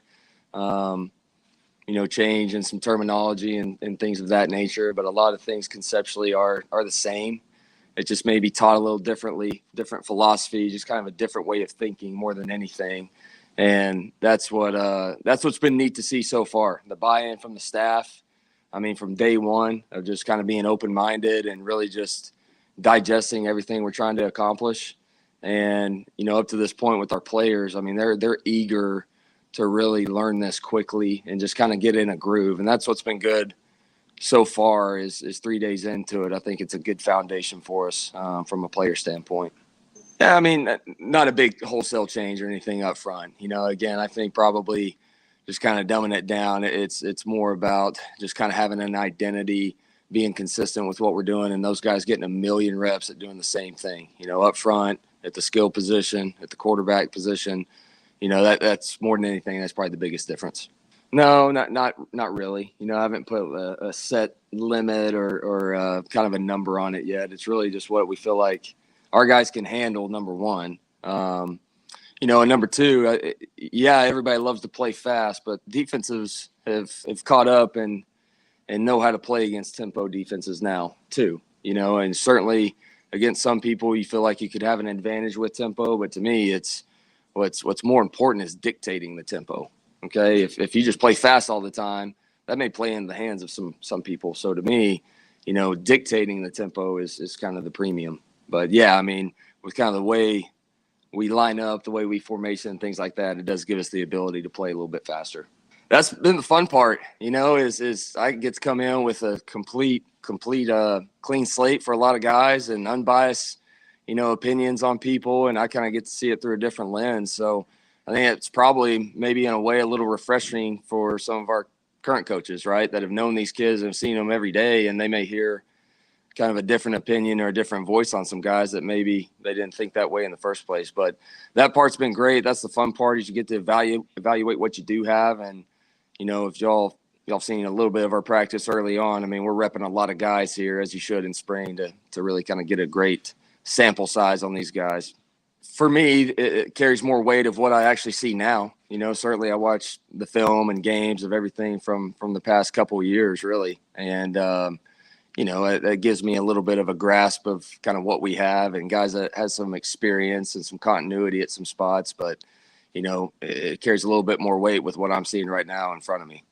Again, we're all about simplicity and making it easy for that guy, number one. I mean, that's the whole thing. If it's easy for the quarterback, odds are you're gonna reap the benefits of that eventually. So he's grasped it well. I think all those guys have. They've had a great mentality from day one of learning in that quarterback position room. I think we got smart kids in there, guys that understand football. But yeah, Kay specifically, a lot of things that he's kind of done at the high school level and things we did last year. It's just probably doing a little bit more and higher repetition of it. I mean, I'm sure that gives him some comfort, of just in 3 days into it, of having a pretty good grasp of going into a practice and just having some confidence with what you're doing at an early age and or an early stage of where we're at offensively. That's a good thing, right? And I think that's probably the biggest thing with our quarterbacks right now is, may not be executing it great right now in 3 practices in, but in terms of mentally where we're at, they've got confidence with what we're doing. And so that's a testament to our kids. CV, yeah, he's a talented dude. He's a big kid now. Fun to watch, eager, mentally, he's a sharp kid. I mean, it's all kind of going fast and new, as you would expect for a young quarterback, but the guy's not phased. You know what I mean? I mean, he's a very poised individual. And so, skill set wise, there's a lot to love about him, but he's had, like I said, he's been a poised guy early on, which is a good sign for a young quarterback. Yep, I've known Noble for a couple years now. I've watched a lot of his film and his games and seen him in person. And so he's one that's getting a ton of reps right now. And physically, he's a gifted guy, and so we just got to kind of bring him along. And he's already made strides here in just a couple of days. From day one, you can already see some improvement. So same thing. He's an eager individual, but physically gifted. Yeah, before tempo, the biggest thing is you just get guys in the same spots and they do things over and over again, and a guy can master, if he's on the left side, he can truly master catching the ball over this shoulder. You get a guy on the right side all year, all day long, he gets to become where he's a master at catching over this shoulder. So things like that, where they just do it over and over and over again. And, they're not flipping all the time and getting used to a million different things. And so there's some comfort level with just kind of being in the same spot a lot. So yeah, that just kind of goes back to old principles of what I learned at an early age. All right, Garrett Riley, new OC at Clemson, diving head into building his offense with the Tigers. We'll be right back. Kerry Tharp, NASCAR, Darlington, coming up.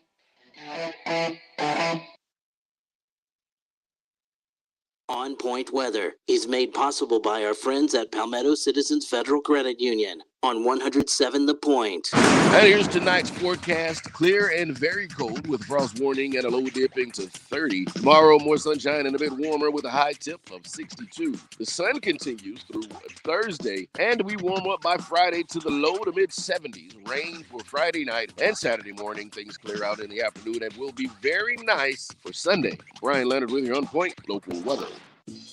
Hi, honey. How was your first day back at work? Well, that slip and fall sure did cause me some pain and discomfort. And this swollen ankle is no fun. Thanks to True Pharmacy, the day wasn't a complete waste. I'm so glad they were able to get you all set up with your ACE bandage wrap and even a set of crutches. Yes, who knew you could rent your crutches from True Pharmacy? And they even have wheelchairs to rent and sell. That's good information to know in case we ever need it for our parents as they get older. I'm so glad we found True Pharmacy. True Pharmacy, 2 locations, West Columbia and Divine Street.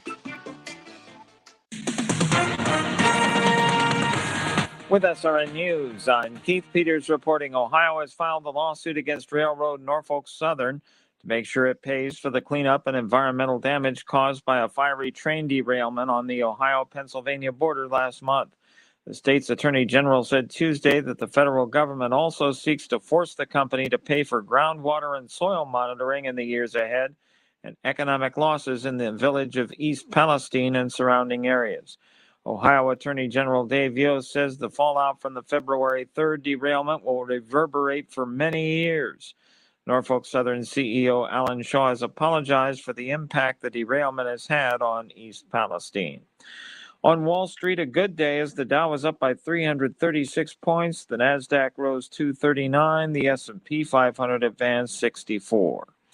More details at srnnews.com.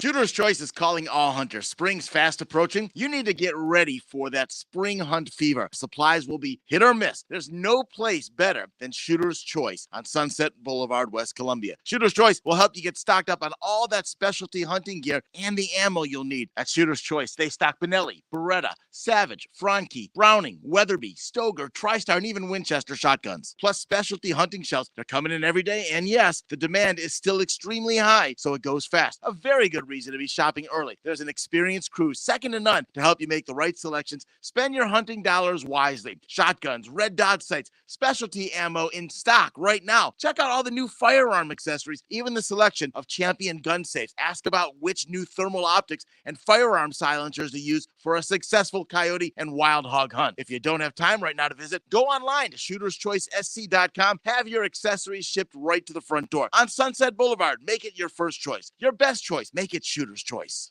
Dave Ramsey here. Do you want your money to work for you rather than you working for your money? Go see my friends at Palmetto Citizens Federal Credit Union. They're not a mega bank and have been serving the Midlands since 1936, offering good old-fashioned customer service and free services. They'll look out for your financial well-being. With 14 locations, check them out today at palmettocitizens.org. Federally insured by the NCUA. Have you fallen behind on your taxes and might be facing IRS penalties? Have wage garnishments, levies, or liens? Have unfiled tax returns? You want someone local and qualified. Don't fall for those national spots. Meet with me, Teresa, at Capital City Professional Services, and let me help you through your tax maze. I can help with all your tax resolution issues. There are options to get you back on track. Call Capital City Professional Services, 400-8683. That's 400-8683. Are you worn out from wall-to-wall political talk? Instead of hearing more about the stuff in Washington that's mostly out of your control, I'll give you the tools to actually take control of your money and your life. Dave Ramsey here. Join me right here on The Point. I'm live and taking your calls weekdays at 2 p.m. I'll teach you how to get on a written plan that actually works, get out of debt, and build wealth. Weekdays at 2 p.m. The Dave Ramsey Show at 100.7 The Point. Everyone seems to be hiring these days.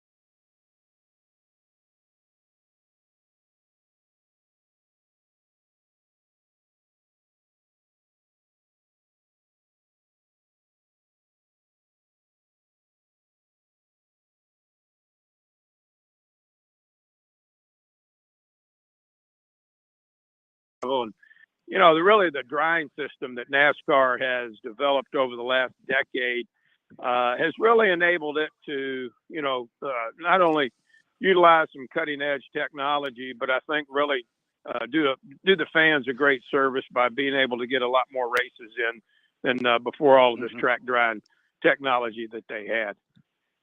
All right, sooner or later, you would think someone outside of the Chevy camp is going to actually win a race this year, but it's certainly not looking like it early.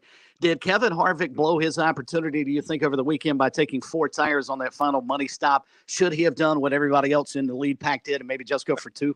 Well, it certainly looked that way as it all played out, but I think, him and his crew chief, Rodney Childers, were doing what they thought was best. And, typically 4 tires is better than 2.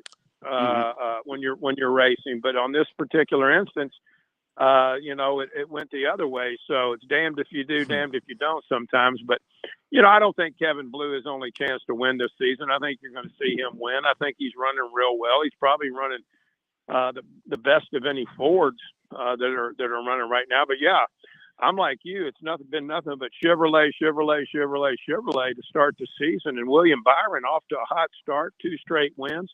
But let's remember, we kind of saw this from him last year, and then he kind of got quiet. So it'll be interesting to see if William Byron is able to keep this up for the balance of the season. Well, there is probably only one racetrack on the circuit that it's always 4 tires, and that's in Darlington. Everywhere else you could play a little bit, but not in Darlington. It's always a 4-tire stop. KT, they head back to Atlanta. Absolutely. Go ahead. I'm sorry. Head back to Atlanta this weekend. Second year now with the reconfiguration. Do you think the drivers will have a better feel for that racetrack this time than maybe they did last year? Oh, there's no question. I think last year was a kind of a crapshoot for most of the drivers. It was a totally different racing surface than what we've seen previously at Atlanta Motor Speedway. And I thought it was actually, though, pretty good racing, the 2 races that we had last year. But yeah, they went back, they looked at their notebooks and studied all of the data that they got back. And I think with this new car now in its second season, I think you'll see the racing even better this weekend over in Hampton, Georgia. So at your place right now, we're closing in on the big race weekend, the Goodyear 400, and days are counting down. And what kind of things are going on there in preparation for that, plus some of the other activities you have going on leading up to it? Well, again, the main thing that we're doing right now is trying to move as many tickets as we can, putting together some hospitality packages. Our contractors are working out in Pearson grandstands. That project is almost done, where we took out the old seats and have put in brand new stadium style seats. They look fantastic. I was up there the other day, and what a difference that's going to make. I was with a lot of our guys earlier in the week, and there's some grass that needs to be cut. We got to turn the plumbing back on as soon as this little cold snap passes.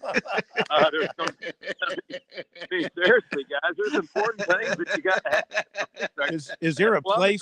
Is there a little place out near the highway that you have to take one of those, long sticks and turn the water pressure on and off? Well, I got a little monkey wrench that I use out there, Phil. Yeah. But, you got to have the water flowing when you come to Darlington. I mean, you got. But so I mean, a lot of painting that has to be done. But really, as I was around the property a good bit today, I spent about an hour looking around the property today. The grass is coming out, the flowers are coming out, the bushes are getting trimmed, and I think we're right at 60 days until our race, and so they're passing by very quickly, and it's exciting to know that. We're going to host that throwback weekend, and it's going to be one of the biggest events of the 75th celebration. No question. Anything happening with any drivers between now and then? Is any testing, any tire tests, anything like that going to happen at your place? I don't think we have any testing scheduled right now, Phil. Between now and the time that everybody comes to, comes to NASCAR. So right now we're doing as much as we can to try to get the track ready. The track's actually in pretty good shape. Actually, I was driving around it over the course of earlier this week, and that track is certainly it's certainly aged, but it certainly puts on great racing. So between now and then, there won't be a whole lot of on-track activity here at Darlington. All right, last thing, we were talking off the air. Pat was wondering about this. Have you ever at Daytona or Talladega, have you ever walked on the track up into the corners? And if so, what's it like to walk up that track at that angle? It's like being on the scariest ride you've ever been at the state fair. It is. Really? Oh my goodness! You walk up there and you almost fall backwards. So, I mean, you can almost get that stimulation at Darlington, and the banking at Daytona and Talladega is much more severe than what we have. I think we're around 26, 27 degrees, and I think Daytona and Talladega is upwards of 35, 38 degrees. And you get up there by that wall, and if you don't hang on, you're liable to tumble down and take a pretty good fall. Be like Humpty Dumpty for me coming down the hill. But it's the banking and the the incline at those two tracks is amazing. And then when you come to Darlington, if you get up there by the wall, and are kind of taking it up there, trying to get your Darlington stripe, it's pretty amazing. And I think it just goes to show that these drivers, they're daredevils. When they're out there racing at upwards of 180, 190 miles an hour and up there against a wall like that on some severe banking, it takes, let's put it this way, it takes a lot of intestinal fortitude to do that. All right, we'll let you go with this. You probably aren't aware, but you made history Sunday night because you have surpassed Peter O'Toole and Glenn Close for having the most Oscar nominations without a win based on your performance in Talladega Nights. So now they held the record with 8. You've now surpassed them. Congratulations. Well, thank you so much. I'm still waiting for the sequel to come out. I'm always available. Hollywood has my number. Let's put it that way. Well, you did such a great job in your scene there that I was just, sure that you were going to get an Oscar this time. I kept waiting for your name to come up on the screen, but once again, to no avail. But you do set the record. Congratulations. Thanks a lot, Phil. I appreciate that. Okay, my friend. Have a good week. We'll talk to you next week. Okay, sounds good. Thank you, guys. Thank you very much. Kerry Tharp. Yep, he was a star for a good minute or so in Talladega Nights. In the background, a background star. That's seen on pit road. There's great stuff. All right, got to hit the break on Sports Talk, and we'll come back with the recruiting report tonight. We'll update some baseball for you as well. Have some final thoughts, some final notes as we wrap up a busy Tuesday edition of Sports Talk here on the Sports Talk Media Network. We're back in just a moment.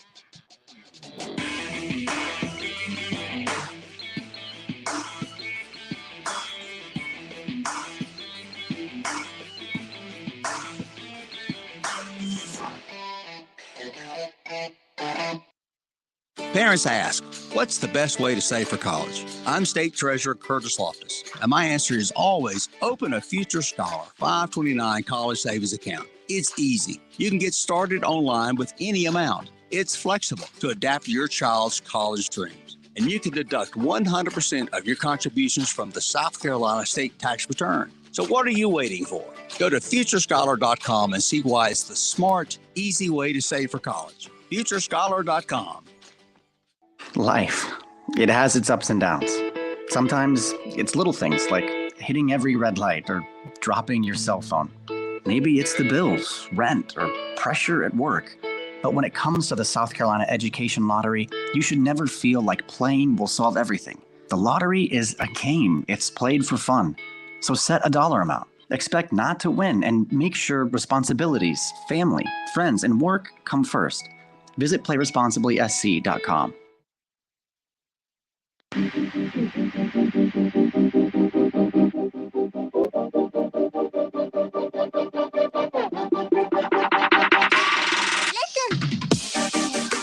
We give you the recruiting report brought to you by Seawells. The daily luncheon buffet rolls on this week at Seawells. Pat, I don't know if you had a chance to look at the menu to tell us what we've got the rest of the week. Monday and Tuesday have passed us by. What do we have Wednesday, Thursday, Friday?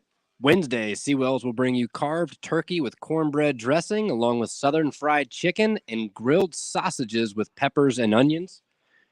Thursdays, this is a new one, seasoned baked pork chops, along with, I know it by this point, I know it by heart, southern fried chicken, along with teriyaki and lemon pepper wings, which they have not had in probably close to a month, And reminder for all your wing fans out there, you can get all you can eat at Seawell's for $13. You're not going to find a deal like that on wings anywhere else in town. And then to close out the week, Friday, not an RBF, little curveball this week. It'll be corned beef with cabbage, along with southern fried chicken and fried flounder. And then don't forget they St. have Patty's all. Day. Ah, there you go. And as Patrick, I should know that. Shame on me. St. Patty's Day. Is that the actual day on Friday? Yeah, March think so, yeah, 17th is always 17th. St. Patty's. Yeah, Oh. Is it always March 17th? I believe so. Okay. I mean, I don't know. Again, I should know these things as a guy named Patrick. Yeah, But- Patrick Daniel, I should know this stuff. Yeah. With red hair and blue eyes to boot. So, yeah. Anyways, and then don't forget also all the local sides and fixings you can handle and dessert. Oh, can't beat it. And of course, the very best in the catering business, Seawell's as well. That's their home run. What's the word I'm looking for? That's their home run swing is the catering side of things. Seawell's family and staff can handle all your planning and your catering needs. Their phone number is 803-771-7385. Online at SeawellsCateringSC.com. A lot to talk about in recruiting. Running back Jaden Scott, 5'11", of Stockbridge, Georgia. He named a top 7. Yesterday, USC, NC State, Wake Forest, Duke, Northwestern, Louisville, and Rutgers. Right now, NC State's the favorite by a slim margin over Wake Forest, but USC running backs coach Montario Hardesty is doing what he can to make the Gamecocks a greater factor here. And he said he really does like South Carolina. In fact, he likes the fan base and the whole college atmosphere with the Gamecocks. That's kind of what's put them up high with him. He was there for the Texas A&M game and was just caught up in the excitement that was inside the stadium that day. He also visited USC last summer. He is a speedy back, 3rd last spring in the Georgia State 100 meters with a time of 10.88. He missed most of this past season with a fractured fibula. As a sophomore, he rushed for 459 yards and 6 touchdowns. He has visited NC State, and he went to Rutgers for a junior day, January 14th. He plans to visit Wake Forest this month and Rutgers again in April, and he wants to return to USC to watch a spring practice. He plans to make his decision in June. There's been no news, for the most part, on Greenville High offensive guard Blake Franks since he passed on making a decision between USC and Clemson last month. He's not talked to any media since February, and he hasn't taken any more visits since junior days at USC, Clemson, and Auburn in January. But reportedly, that will change this week. Wes Mitchell of Gamecock Central reported Monday Franks is expected to visit USC Saturday to watch a spring practice. Franks apparently has gone back and forth between USC and Clemson in his decision-making process. If he does make the Saturday visit, that could be a sign that closure is not far off. That's just my observation. Paul Strelo of Tiger Illustrated reported on some visitors to Clemson Saturday who had not been previously revealed. Those players were offensive tackle Daniel Calhoun of Marietta, Georgia, and offensive tackle Jamison Riggs of Hiram, Georgia. USC yesterday offered offensive tackle Michael Uini of Copperas Cove, Texas, and he visited USC either yesterday or today. He put out a picture on social media that he was on the campus. Wide receiver Micah Gilbert of Charlotte, who was at Clemson yesterday, visited USC today. Riverside defensive tackle Marcus Downs, who said last night he's going to visit USC this week, has told us he's going to be there on Saturday. So South Carolina will have a chance to have him on campus. They have not offered yet. USC offered defensive end Solomon Williams, 6'2", 250 of Tampa. Offensive tackle Ethan Galloway, 6'3", 300 of Lake Norman, North Carolina. Offensive tackle Josiah Thompson of Dillon was at USC today with a couple of teammates. He was going to go to Clemson yesterday, but did not make it up to Clemson as he had planned.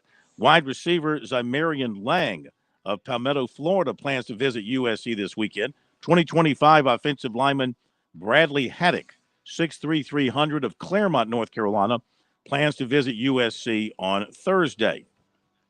Now to some basketball. Clemson showing interest in St. Francis transfer 6'6" Tedrick Wilcox Jr., according to stock risers, 11 points and 4 rebounds per game this season. Clemson has had contact with 6'2" North Carolina A&T transfer Justin Wright, according to stock risers. Two-time All-MEAC performer, 16-5 this past season. Former Dorman star guard Miles Tate is transferring from Butler after 3 seasons. He played in 57 games and averaged 4 points, 1.4 assists. He missed most of his sophomore season with a torn ACL. 2025 6'8" Sadiq White of Charlotte was offered by USC. Averaged 15-7 this season as Myers Park won a state championship in North Carolina. 6'2" Talik Chavez of Charleston Southern is transferring. He averaged over 11 points per game this season. Former Winthrop guard Toneri Lane is transferring to Georgia State. 6'7" Shea Evans Jr. of Upstate is in the portal per verbal commits. Played in 5 games this season for the Spartans. Some other recent entries into the portal from verbal commits. 6'3" Claudel Harris of Charleston Southern. 6 feet James Laverne of Presbyterian. 6'10" Porter Stanley of Presbyterian. 6'7" Bailey Conrad of the Citadel. 6'8" Jackson Price of the Citadel. 6'7" Amari Rice of Wofford. 6'4" Josh Morissette of Wofford. And 6'5" Howard Fleming of Winthrop. 6'5" Lucas Taylor of Wake Forest is transferring. He originally committed to Clemson in October of 2020. He then decommitted in March of 2021. Played in 27 games in 2 seasons and averaged 1 point per game after averaging 27 in high school. We'll see if there's any interest between the two moving forward, Clemson and Lucas Taylor. And TCU transfer Eddie Lampkin, 6'11", 262. He tells stock risers he's heard from USC, LSU, Xavier, Arkansas, Boise State, Arizona State, Providence, Florida, Cincinnati, UCF, and others as he's hit the transfer portal, John, as well. There you go with the recruiting report tonight. Remember, recruiting never sleeps and never does Chris or me. We are checking recruiting. Well, I'm checking recruiting. I can't jump on board with that, Phil. I'm checking recruiting all the time. You can check it out on our website, SportsTalkSC.com, on Twitter. Use the hashtag STRecruiting. Give you some other quick baseball. Of course, we've told you about the games involving Clemson, USC, and now Coastal's gone final, 12-9 over Campbell, 12-8-3 for the Chants, 9-11-2 for the Camels. Yeah, Pat was so caught up in the name for Campbell, he had to look up the history. We'll get to that in a second. We got, how about this score? It's gone final. Upstate 25, the Citadel 10. 25, 23-3 to 10-10-1. That's not good for anybody's ERA on both sides. Georgia beat Wofford 10-8. Wofford's 14-game winning streak is over. Tennessee over Lipscomb 10-0. It's Florida leading North Florida 7-2 in the 7th. North Carolina over Charlotte 11-2 in the 7th. UCF all over Florida State 14-2 in the 6th. Auburn losing to Georgia Tech 7-0 in the 3rd. Ole Miss 3-1 over Jacksonville State in the 3rd. UNLV leading Arkansas 4-1 in the 3rd. And Vanderbilt leading Belmont 4-2 in the 3rd. And Mississippi State 4-0 on Nichols. That's in the bottom of the 2nd. And LSU, New Orleans scoreless in the 2nd. Alabama, South Alabama scoreless in the 2nd. And Virginia beat George Washington 20-5. Did you know, sir, that Thomas Jefferson is not considered an alum of Virginia, even though he founded the school? He went to William and Mary, correct? Correctamundo. At the ACC tournaments, they were up on the big screen putting up pictures of famous alum from each school. And when they did Virginia, I was talking to somebody covering Virginia, and I said, don't you think they should at least have Thomas Jefferson up there as an honorary? But apparently that's not the case. The folks at William and Mary, I think, were not happy that he founded Virginia. I can't understand why. It's the story I'm told. Okay. Thank you, Chris. And thank you, Pat. Sir. And thank you, everybody, for being with us. Thank you to our guests tonight. Have a great night. We'll see you tomorrow.